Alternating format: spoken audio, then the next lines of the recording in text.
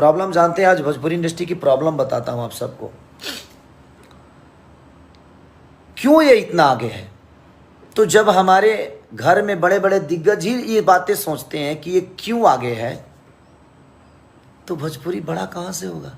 जब बाप ही सोचता है कि मेरा बेटा इतना तेज क्यों दौड़ रहा है, इसको नहीं दौड़ना चाहिए, तो ये बताइए हमारा भोजपुरी कैसे बढ़ेगा, नहीं बढ़ेगा ना।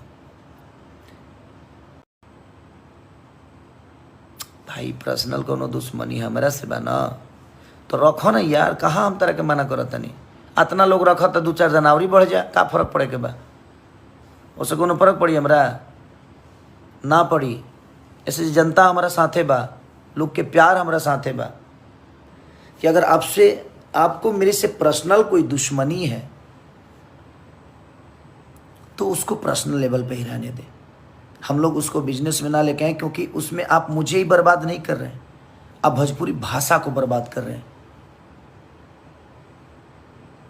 भोजपुरी समाज को बर्बाद कर रहे हैं।